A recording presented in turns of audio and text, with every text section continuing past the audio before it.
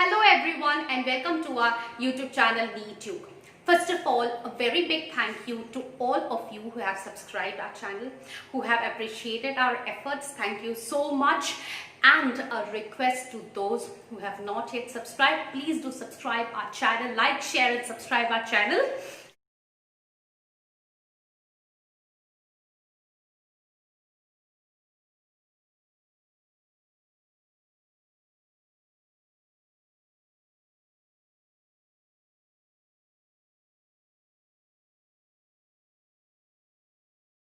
So we have been introducing a lot of videos. We have also introduced our latest videos on the previous year's question paper, which will be helpful for the 12th students. Okay, and yes, I will be uploading the videos in English as well as in Hindi. Alright, so without wasting any time, let us start our class today. Let us start the video lecture today. In the last video lecture, we had done the sewage treatment plant. Today we are continuing the same chapter. We will do another section from the same chapter, that is microbes and human welfare. We will do the biogas plant. Okay. So as I said, we will be doing it in Hindi as well as in English. So, we can reach many people, many students here. We can spread the information, whatever we have. We are trying to, expand it so that everyone here can be benefited. Okay, biogas plant. When we talk about the biogas plant, या फिर हम जब भी biogas ये word use कर रहे हैं अभी, तो जब भी ये बायोगैस यूज होता है तो हमारे दिमाग में एक ही चीज आती है कि बायो फिर गैस, ये दोनों वर्ड कंबाइन कैसे। तो इसको समझने के लिए, इससे पहले कि हम बायोगैस को समझे, इससे पहले कि हम उसके स्ट्रक्चर को समझे या फंक्शन को समझे, या क्या होता है ये बायोगैस, उसको समझे, हमें एक और चीज समझनी होगी, बहुत इंपॉर्टेंट है। देखो बच्चों, हम ये जो चैप्टर है माइक्रोब्स एंड ह्यूमन वेलफेयर कर रहे हैं अभी, जो माइक्रोब्स एंड ह्यूमन वेलफेयर का जो चैप्टर है, ये बेसिकली इस पे क्या लिखा है, इसमें ये लिखा है कि माइक्रोब्स हमारी मदद कैसे करती है, या फिर हम डे टू डे लाइफ में माइक्रोब्स कैसे हम यूज करते हैं। कर्ड में, चीज मेकिंग, डोसा, इडली, कुछ भी, सब में माइक्रोब्स यूज किया जाता है। यहाँ तक कि हम जो मेडिसिन खा रहे हैं, एंटीबायोटिक्स खा रहे हैं, हम जो एंजाइम्स यूज कर रहे हैं, हम डिटर्जेंट यूज कर रहे हैं, हर जगह पे एंजाइम्स की, हर जगह पे माइक्रो ऑर्गेनिजम्स की कुछ ना कुछ अंश तो होती ही है। तो हम जब माइक्रो ऑर्गेनिजम्स के बारे में बात करते हैं, माइक्रो ऑर्गेनिज्म वो चाहे हम बैक्टीरिया को ले ले, या तो फिर फंगाई को ले ले, या तो फिर मल्टीसेल्यूलर, यूनिसेल्यूलर, कोई भी माइक्रो ऑर्गेनिजम्स को ले ले। बच्चों ये समझो, ये वेरी इंपॉर्टेंट है कि कोई भी माइक्रो ऑर्गेनिज्म है, वो माइक्रो ऑर्गेनिज्म अपना प्रोडक्ट प्रोड्यूस करने के लिए दे अंडरगो मेटाबॉलिज्म। मेटाबॉलिज्म का जो रिएक्शन होता है वो कंटिन्यूस होता है माइक्रो ऑर्गेनिजम्स में। और ये मेटाबॉलिज्म जो रिएक्शन होता है इतना इंपॉर्टेंट होता है, क्योंकि ये जो मेटाबॉलिज्म होता है, यही metabolism will give rise to different products in microbes. अब मेटाबॉलिज्म तो हम में भी होता है। अब जब हम ग्लूकोज का मेटाबॉलिज्म करते हैं तो एनर्जी डिराइव करते हैं, वैसे ही क्या होता है माइक्रो ऑर्गेनिजम्स में कोई भी मेटाबॉलिक रिएक्शन होता है, वो क्या करते हैं, मेटाबॉलिक रिएक्शन एक टाइप का प्रोडक्ट प्रोड्यूस करता है, एंड यही वो प्रोडक्ट है जो कि हमारे लिए यूजफुल होता है। ठीक है, अब हमने जो सीवेज देखा था और कैसे ऑर्गेनिक मैटर को माइक्रो ऑर्गेनिज्म डाइजेस्ट कर रहा है, उसके बाद उसको वो वाटर को लेस पोल्यूटेड कर देता है। सेम वे हम यहाँ पे बायोगैस की बात कर रहे हैं। बायोगैस, तो हम जब भी बायोगैस की बात करते हैं, हमारे मन में एक ही चीज आती है कि हाँ, ये एक प्रकार का गैस होता है जिसमें सबसे ज्यादा मात्रा मीथेन की होती है। 50 to 70% methane is present in biogas. ठीक है, उसके बाद अबाउट 40% कार्बन डाइऑक्साइड होता है, फिर रिमेनिंग आपका हाइड्रोजन आ जाता है 15% या approximately, and a small amount of hydrogen sulphide gas भी प्रोड्यूस होता है। तो ये जानना वेरी इंपॉर्टेंट है कि बायोगैस जो है उसमें सबसे ज्यादा मात्रा कौन सी गैस की होती है, मीथेन की होती है। तो ये मीथेन गैस है और ये मीथेन गैस ही हमारे लिए बहुत यूजफुल है। तो हम लास्ट सेक्शन में देखेंगे कि what is the useful, what are the what is useful, how biogas is used और what is the usefulness of biogas. All these we will see in later in this video, ठीक है। तो क्या होता है, तो चलिए हम बायोगैस की ओर बढ़ते हैं। बायोगैस प्रेडोमिनेंटली उसमें कौन सा गैस होता है, तो जब भी हम बायोगैस की बात करते हैं उसमें होता है मीथेन, ठीक है। हम इसको ऐसे लिखते हैं, मीथेन गैस सबसे ज्यादा मात्रा में होती है। और ये कैसे प्रोड्यूस होती है, बायोगैस जो प्रोडक्शन होता है वो सबसे पहले हमारे पास ऑर्गेनिक मैटर होता है, ऑर्गेनिक मैटर होता है। इस ऑर्गेनिक मैटर को माइक्रो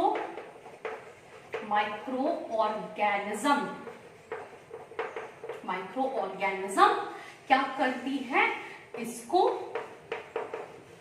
डाइजेस्ट करती है। तो बेसिकली क्या होता है, बायोगैस, जहां पे बायोगैस प्रोड्यूस होता है उसमें ऑर्गेनिक मैटर होता है।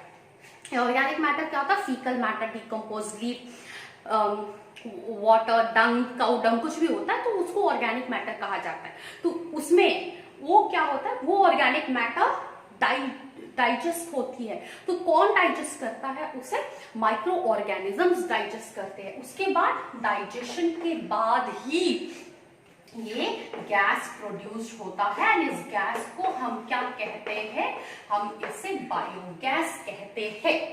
अब जो क्वेश्चन है, ये कौन सा माइक्रो ऑर्गेनिज्म है जो ऑर्गेनिक मैटर को डाइजेस्ट करके ये स्पेसिफिक गैस प्रोड्यूस करता है। तो ये माइक्रो ऑर्गेनिजम्स आपका हो गया, इनको हम स्पेसिफिकली, ये आर्के बैक्टीरिया को बिलोंग करते हैं। इसे हम कहते हैं मीथैनोजेंस। इसको हम क्या कहते हैं, मीथैनोजेंस, ठीक है। मिथानोबैक्टीरियम रूमिनेटम एक टाइप का मिथानोजेनिक बैक्टीरिया होता है। तो ये मिथानोजेनिक बैक्टीरिया कहाँ पाया जाता है, ये खास जगह पे पाया जाता है, ठीक है। हम आर्के बैक्टीरिया के बारे में बात कर रहे हैं, है ना। आर्के बैक्टीरिया वो बैक्टीरियल क्लास है जो बैक्टीरिया एकदम खास, मतलब क्या बोलते हैं हम उसे, स्पेसिफिक एनवायरमेंटल कंडीशंस, और हम क्या बोलते हैं, archaebacteria are found in extreme environmental conditions. Extreme का मतलब क्या होता है, अभी वॉल्केनिक वेंट्स में रहता है, हॉट स्प्रिंग्स में कौन सा इंपॉर्टेंट बैक्टीरिया रहता है, उसको हम क्या, एक एग्जाम्पल है थर्मस एक्वाटिकस, जो कि जिसका थर्मस एक्वाटिकस से हम एक एंजाइम एक्सट्रैक्ट करते हैं, उसको क्या कहते हैं, उसको टैग पॉलीमरेज कहते हैं। टैग पॉलीमरेज कहाँ यूज होता है, टैग पॉलीमरेज यूज होता है पीसीआर, पॉलीमरेज चेन रिएक्शन में यूज होता है। वैसे ही दूसरे और भी एग्जाम्पल्स है, पर यहाँ पे जब हम बायोगैस की बात कर रहे हैं तो हम मिथानोजेंस में ज्यादा कॉन्सेंट्रेट करेंगे। मिथानोजेन स्वैम्पी रीजन्स में पाया जाता है, स्वैम्प एरियाज में पाए जाते हैं, ठीक है। और ये कहाँ पे पाया जाता है, र्यूमन जो स्टमक होता है ना, र्यूमिनेंट एनिमल्स जैसे काउ होता है, उनके स्टमक में पाया जाता है। ये खास तरीके के आर्के बैक्टीरिया है जो क्या डाइजेस्ट करते हैं, ये भी बहुत इंपॉर्टेंट है, आपको जानना होगा कि सिर्फ ऑर्गेनिक मैटर डाइजेशन की बात नहीं है हो रही है यहाँ पे। क्या होता है, ये जो मिथानोजेंस बैक्टीरिया है ना, ये पाए जाते हैं कहाँ, र्यूमन of the ruminant animals like cow, and what does this do, okay। अभी काउ सबसे ज्यादा क्या खाता है, प्लांट्स में क्या होता है, सेल्यूलस। सो बेसिकली ये जो मिथानोजेंस है ये क्या डाइजेस्ट करेंगे, यहाँ पे क्या डाइजेस्ट करेंगे सेल्यूलोस, ओके। जो प्लांट सेल्स में होते फाइबर्स हम बोलते हैं ना, वो ह्यूमन बींग्स हम डाइजेस्ट नहीं कर पाते क्योंकि हमारे में सेल्यूलेस एंजाइम नहीं होता है, हम डाइजेस्ट नहीं कर पाते। सो ये डाइजेस्ट कर देते हैं मिथानोजेंस जो काउ में होते हैं, रूमिनेंट एनिमल्स में होते हैं। तो ये क्या करते हैं कि सेल्यूलोज को डाइजेस्ट करते हैं। और ये डाइजेशन के प्रोसेस में जब ये डाइजेशन को कंटिन्यू कर रहे हैं, जब ये डाइजेशन को कैरी आउट कर रहे हैं, to be very specific, when they are carrying out the process of digestion, क्या होता है, उसी रिएक्शन में गैसेस प्रोड्यूस्ड होते हैं। तो मीथेन एक टाइप का गैस है that is produced when the methanogens are digesting the cellulose. ठीक है, तो वो गैस हम बायोगैस उसको बोलते हैं, और वो बायोगैस को हम बहुत सारी यूजेस में लाते हैं। ठीक है, तो ये है, तो ऐसा प्रोड्यूस्ड होता है बायोगैस। सो अभी ये जो ऑर्गेनिक मैटर को डाइजेस्ट किया जाता है, ये किस प्रकार का डाइजेशन है, इसको हम क्या बोलते हैं, एक स्पेसिफिक नाम देके हम इसे बोलते हैं, हम इसे बोलते हैं anaerobic bio conversion. Anaerobic bio conversion, एक तो एनएरोबिक का मतलब ये है कि जो भी रिएक्शंस कैरी आउट हो रहे हैं वो in the absence of oxygen हो रहा है। ठीक है, और बायो कन्वर्शन का मतलब यहाँ पे ऑर्गेनिक मैटर को रेफर किया जाता है। तो ऑर्गेनिक मैटर कहाँ से मिल रहा है, फीकल मैटर, डिकम्पोज लीव्स और बायोलॉजिकल प्रोडक्ट्स, है कि नहीं, but they are in the decomposed manner. तो उसको उसमें वो जो डिकम्पोजिंग जो सब्सटेंसेस है मिथानोजेंस उसमें एक्ट करते हैं, उसके ऊपर एक्ट करते हैं, उसको डाइजेस्ट करते हैं। तो एनारोबिक बायो कन्वर्शन होता है। ठीक है, तो क्या होता है, सेल्यूलोज जो होता है डाइजेस्ट होता है, बायो कन्वर्शन, कन्वर्ट करके क्या बनाया जाता है, कन्वर्ट करके उसको बायोगैस प्रोड्यूस किया जाता है। अभी ये कन्वर्शन की जब बात आती है तो एक बात आप पकड़ लो बच्चों, ये इंपॉर्टेंट है कि हम जो देखेंगे अभी स्ट्रक्चर जो देखेंगे बायोगैस का, उसमें अभी हम ये बोल रहे हैं ना डाइजेशन, अभी ये डाइजेशन प्रोसेस ना 3 स्टेप्स में कैरी किया जाता है।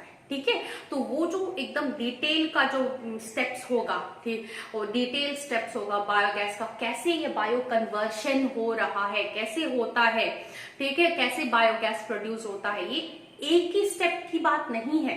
ये नहीं होते है कि मिथानोजेंस को डाइजेस्ट करते हैं और वापस गैस मिलता नहीं, ये सीक्वेंशियल स्टेप्स होते हैं, उसी की वजह से उसको बायो कन्वर्शन कहा जाता है। ठीक है, तो वो भी हम डिस्कस करेंगे डिटेल में, वो अलग वीडियो में डिस्कस करेंगे। आपको लिंक डिस्क्रिप्शन सेक्शन में दे दिया जाएगा, तो आप क्लिक करके उसको डिटेल में आप उसको पढ़ सकते हैं। ठीक है, तो ये रहा एनारोबिक बायो कन्वर्शन। ठीक है, तो ये सारे वर्ड्स जो है ये बहुत इंपॉर्टेंट है, ये कभी भी क्वेश्चन के रूप में आ सकती है। ठीक है, तो वेरी इंपॉर्टेंट है, तो आप याद रखिएगा। और अभी फिर और एक बात जो हम बोल रहे हैं कि बायोगैस, हम बायोगैस के बारे में बोल रहे हैं, तो अभी हम जो पढ़ेंगे कि स्ट्रक्चर ऑफ द बायोगैस। ठीक है, तो जब हम स्ट्रक्चर पढ़ाई कर रहे हैं, जब हम स्ट्रक्चर पढ़ाई करेंगे तो उसमें और थोड़ा डिटेल भी हम ऐड करके आपको दे देंगे। ठीक है, तो चलिए let us see now the structure of the biogas plant. तो चलिए हम पढ़ते हैं the detail structure of the biogas plant. Biogas plant जो है ना बहुत प्रकार के होते हैं, पर हम वही पढ़ेंगे जो हमारे एनसीईआरटी टेक्स्ट बुक में दिया हुआ है। तो ये जो बायोगैस प्लांट है इसकी एक स्पेशलिटी है, ये जितने भी चेम्बर्स आप देख रहे हैं, mixing chamber, digester, outflow chamber, ये स्टैटिक रहते हैं, इसमें इनमें कोई मूवमेंट नहीं होती है, या इनमें कोई मिक्सिंग मतलब ये कोई मूव नहीं करती है, या फिर इनको हटाया नहीं जाता है एक जगह से दूसरी जगह में। ये जो चेम्बर है गैस होल्डर, जब इसमें गैस भर जाती है, ओके, जो मिक्सचर ऑफ गैसेस है, बायोगैस होती है, जो गैस भर जाती है तब वो गैस होल्डर ऊपर चली जाती है। ठीक है, तभी पता चलता है कि गैस अभी प्रोड्यूस हो रहा है। तो फिर उसके बाद वो वाल्व को खोल के फिर पाइपलाइन में घरों में सप्लाई दिया जाता है। तो हम पढ़ते हैं अभी जो स्ट्रक्चर। तो इस प्रकार के बायोगैस प्लांट को, since this gas holder is movable, okay, and it is present inside the digester, how, कैसे, it is floating inside the digester, ये किसी भी जगह से अटैच्ड नहीं होती है, ठीक है, किसी भी जगह से attach, it is not attached, it is floating. So इस टाइप के गैस, बायोगैस प्लांट को हम क्या कहते हैं, हम इन्हें स्पेशल नेम देते हैं, इसको कहते हैं floating gas holder type of biogas plant, floating gas holder type of biogas plant, okay, floating gas holder type of biogas plant. तो हम अभी इसका डिटेल स्ट्रक्चर पढ़ते हैं, ओके। सो ये क्या होता है, floating gas holder type of biogas plant. तो देखते हैं ये जो ठीक है, हम एक एक करके इसको देखते हैं, ठीक है। तो पहले आया मिक्सिंग चेंबर, ठीक है। तो मिक्सिंग चेंबर में क्या होता है, इसमें वो जो डंग होता है, जो ऑर्गेनिक मैटर होता है, उसको पानी के साथ मिक्स करके इसमें दिया जाता है। उसके बाद यहाँ पे मिक्स, ये इसीलिए ये चेंबर को कहते हैं मिक्सिंग चेंबर, ठीक है। ये चेंबर को, since whatever is the mixture we are putting it in this mixing chamber, अभी यहां से ये जाता है the next chamber को, तो ये चेंबर को हम इनलेट चेंबर भी कहते हैं, ठीक है, हम इसको इनलेट चेंबर भी कहते हैं, ठीक है। तो यहाँ पे हम क्या डालते हैं, मिक्सचर। अभी हम मिक्सचर मतलब कौन सी मिक्सचर, हम इसमें डालते हैं वाटर, पानी, हम इसमें पानी डालते हैं, और जो कंपोस्ट होता है, ऑर्गेनिक मैटर होता है, ठीक है, काउडंग बेसिकली होता है, उसको हम प्रोपोर्शन 1:1 प्रोपोर्शन में डालते हैं। तो इसमें हम डालते हैं water and cow dung, okay, and the proportion of 1:1, और फिर हम इसे मिक्स करते हैं, ये चेंबर में अच्छी तरीके से मिक्स किया जाता है, और इससे क्या बनाया जाता है, एक स्लरी ऑब्टेन किया जाता है, ठीक है, जो एक लिक्विडी टाइप का सब्सटेंस होता है, जिसमें आप अगर मिक्स करो, उसमें डंग मिक्स करते हो, फिर उसके बाद वाटर मिक्स करके, तो एक लिक्विड टाइप का सब्सटेंस आपको मिलता है, ठीक है, उसको हम क्या कहते हैं, स्लरी कहते हैं। तो यहाँ पे क्या बनता है, यहाँ पे स्लरी बनता है, यही स्लरी, ये पाइप है, दिख रहा है आपको, ये जो पाइप है, इसी पाइप से ये स्लरी जाती है वो चेंबर तक, इनर चेंबर, जिसको हम कहते हैं क्या, डाइजेस्टर। अब ये जो डाइजेस्टर होता है, एक चौड़ी सी सिलिंड्रिकल स्ट्रक्चर होती है, सीमेंट की बनी हुई, बहुत ही फर्म स्ट्रक्चर होती है, जिसमें ऑक्सीजन बिल्कुल ही नहीं होता है, थोड़ा जो भी ऑक्सीजन आता है वो तो पानी से आ ही जाता है, पर ये चेंबर में ऑक्सीजन बिल्कुल ही नहीं होती है। इस चेंबर को हम डाइजेस्टर कहते हैं, ये जमीन के अंदर गड़ा हुआ रहता है, ये ऊपर नहीं दिखता है, ये जमीन के अंदर ही रहता है। तो इसमें क्या होता है, जितने भी स्लरी है, सारे स्लरी आके इधर कलेक्ट होती है, उसके बाद यही चेंबर है जहां पे एनएरोबिक बायो कन्वर्शन होती है, जहां पे वो रिएक्शंस होता है, क्या होता है, माइक्रोबायल एक्टिविटीज होती है, यहाँ पे माइक्रोबायल एक्टिविटीज होती है, माइक्रोबायल एक्टिविटीज होती है, माइक्रोब्स एक्ट करते हैं, they act upon the slurry and they digest the slurry, and in the process of this microbial digestion, of जिसको microbial activity कहते हैं या फिर microbial digestion कहते हैं, क्या प्रोड्यूस होता है, इसमें गैस प्रोड्यूस होता है, और वो गैसेस क्या होते हैं, वो गैसेस होते हैं आपके मीथेन, ठीक है, अबाउट 70% मीथेन होता है, कार्बन डाइऑक्साइड होता है, कार्बन डाइऑक्साइड अबाउट 40% होते हैं, हाइड्रोजन गैस होता है जो अबाउट 5% होते हैं, ठीक है, अबाउट 5%, और 1% 5% डिपेंड करता है कितना प्रोड्यूस हो रहा है और माइक्रोब्स कितना प्रोड्यूस कर पा रहे हैं। और हमारे पास हाइड्रोजन सल्फाइड भी होता है बट वो वेरी लेस अमाउंट में प्रोड्यूस होता है। अब ये जो सारे गैस है, यहाँ पे जो डाइजेशन हो रहा है, मैंने आपको पहले भी बोला है साइमल्टेनियस एक सीक्वेंशियल स्टेप होता है, तो ये यहाँ पे takes place here in the digester. तो अभी जो गैस प्रोड्यूस होता है, ये क्या होता है, ये गैसेस कलेक्ट होते हैं ये आपके गैस होल्डर चेंबर में, ठीक है। सो डाइजेशन हो रहा है, गैस प्रोड्यूस हो रहा है और गैसेस कलेक्ट हो रहे हैं। अब बायोगैस है क्या, है ही तो मिक्सचर ऑफ गैसेस ही है ना। हम अगर एक सिंपल डेफिनेशन में बायोगैस को डिफाइन करें तो होता क्या है, biogas is a mixture of gases predominantly what, methane. Simple, सबसे सिंपल डेफिनेशन है ये। तो क्या होती है ये जो मिक्सचर ऑफ गैसेस है, सारे गैसेस गैस होल्डर सेक्शन में कलेक्ट होती है। तो जैसे ही गैसेस कलेक्ट होना शुरू होती है तो क्या होता है, तो ये गैस होल्डर ऊपर चला जाता है और यहाँ पे इंडिकेशन होते हैं, इंडिकेशन। तो उसके बाद पता चलता है कि चलो हाँ अभी गैसेस यहाँ पे फिल्ड होने लगे हैं, ठीक है, गैसेस फिल्ड होने लगे हैं। अभी हम सप्लाई लाइन खोल सकते हैं। सप्लाई लाइन के पहले बंद किया जाता है एक वाल्व, ये जो आपको ये सेक्शन दिख रहा है ये वाला, ये एक वाल्व होता है, ठीक है। इस वाल्व को ना पूरी तरीके से बंद किया जाता है जबकि कोई गैस नहीं, जब गैस नहीं होते हैं, तो जब गैस प्रोड्यूस होना शुरू हो जाता है और ये गैस होल्डर ऊपर चला जाता है तो क्या होता है, इसका मतलब कि गैस कलेक्ट हो गया है गैस होल्डर में। अभी वो वाल्व्स को खोल देते हैं ताकि ये गैस सप्लाई घरों में जा सके, ठीक है, घरों में जा सके।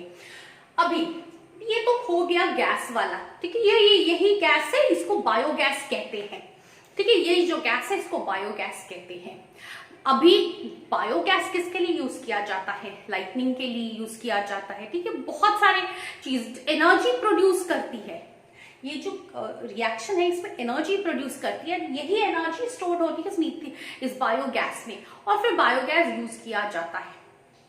अभी ये energy depends on the amount of methane that is produced. Very important. The energy produced or the energy that is generated depends upon the amount of methane that is produced.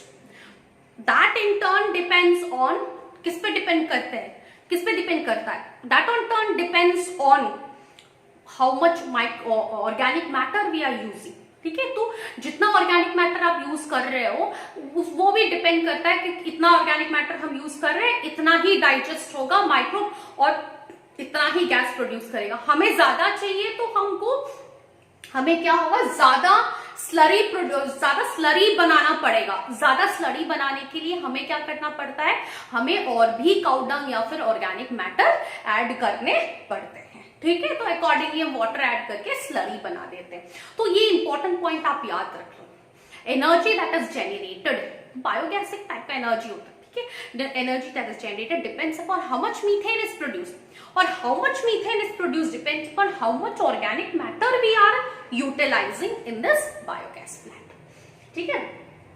तो ये हो गया, अभी डाइजेशन हो रहा है। तो अभी जो डाइजेशन ये कंटिन्यूस होएगा कब तक, जब तक के यहाँ पे ऑर्गेनिक मैटर है। अभी जब पूरा ऑर्गेनिक मैटर डाइजेस्ट हो गया है और ऑलरेडी पूरा खत्म ही हो गया, माइक्रो ऑर्गेनिजम्स ने पूरी डाइजेस्ट कर ली है, अभी हमारे पास कुछ भी बचा नहीं है, ठीक है। अब तो गैस भी प्रोड्यूस नहीं होगा तो वो ये क्या हो जाता है, ये इट प्रोड्यूसेस व्हाट, इसको स्लज कहते हैं, ठीक है। इसको क्या कहते हैं, इसको स्लज कहते हैं। आप देख लीजिए डायग्राम अच्छी तरीके से आप देख लीजिए, उसके बाद मैं बाकी का एक्सप्लेन करूं, एक बार देख लीजिए।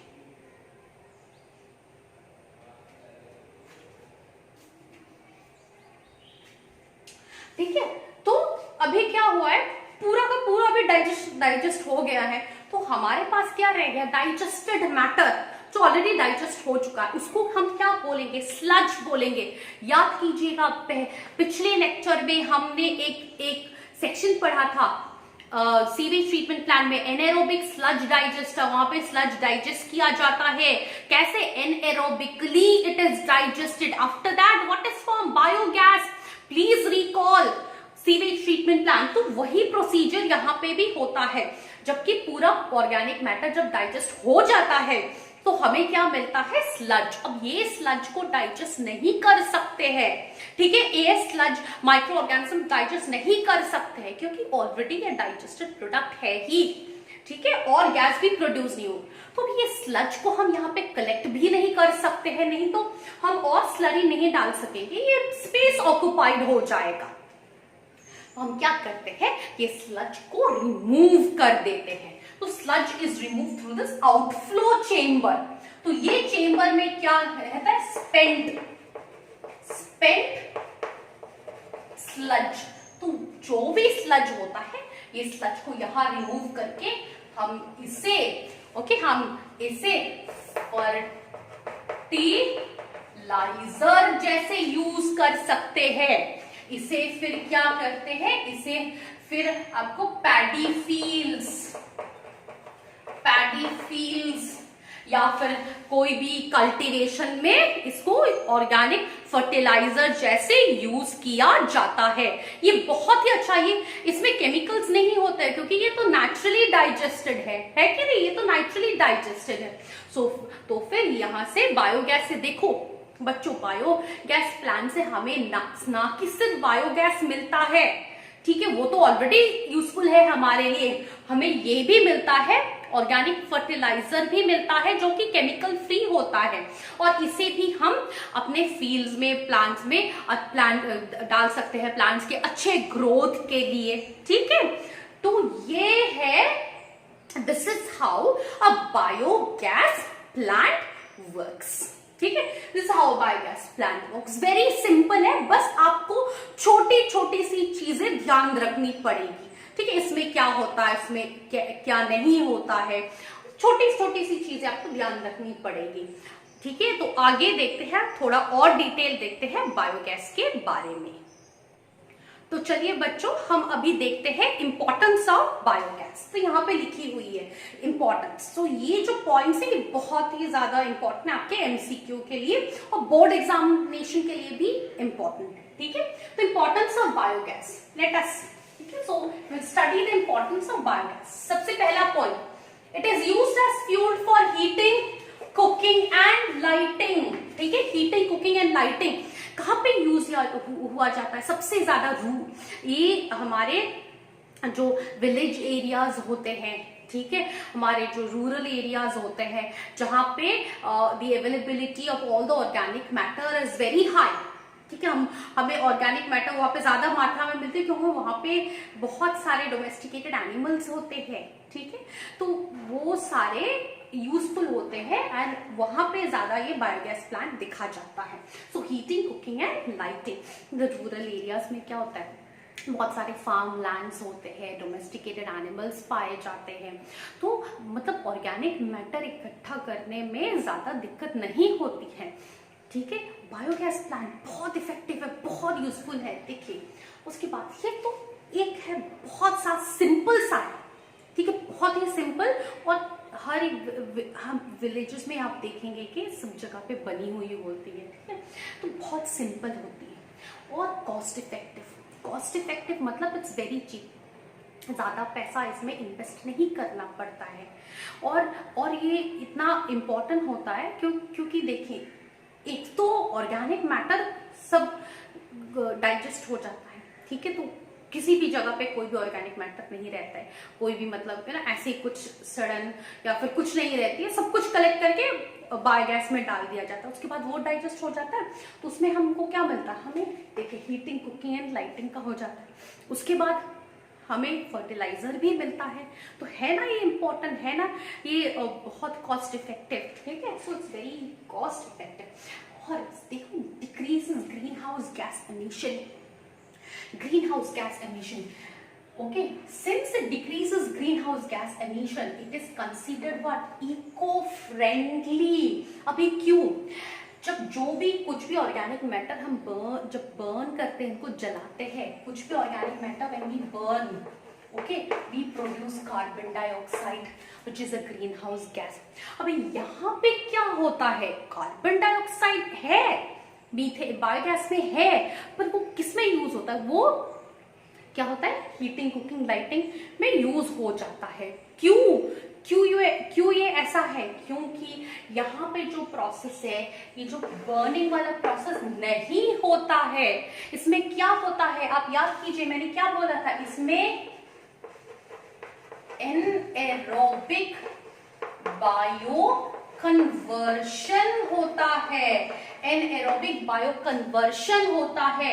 इस एनएरोबिक बायो कन्वर्शन में क्या होता है, ऑर्गेनिक मैटर जो है उसको डाइजेस्ट किया जाता है, माइक्रो ऑर्गेनिजम्स की मदद से उसको डाइजेस्ट किया जाता है, और इसीलिए हमें ये जो गैसेस जो मिलते हैं ये पोल्यूट नहीं करते हैं, that's why they do not pollute. और देखिए, produces organic matter as fertilizers, ठीक है। फर्टिलाइजर्स हमें कहां से मिलता है, हमें स्लज से मिलता है, हमें, मैंने ऑलरेडी एक्सप्लेन किया आपको, हमें स्लज से मिलता है। अभी ये जो बायोगैस प्लांट है ये कहां पे डेवलप हुआ था फर्स्ट, ठीक है, KVICIARI, khadi and village industrial commission and Indian agricultural research institute में ये सबसे पहले ये मेथड डेवलप किया गया था।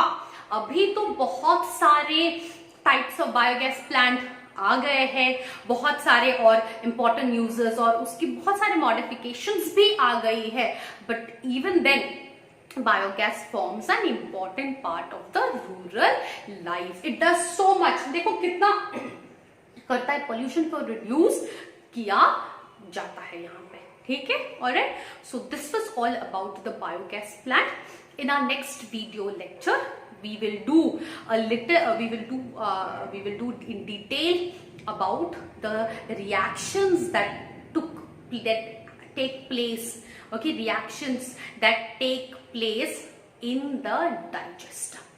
Okay, we are going to do all that in detail, so that will be in the next video lecture. और तो फिर उसके बाद फिर हम बायो फर्टिलाइजर्स और सब पे और भी वीडियो लेक्चर्स अपलोड करेंगे। Till then, stay safe.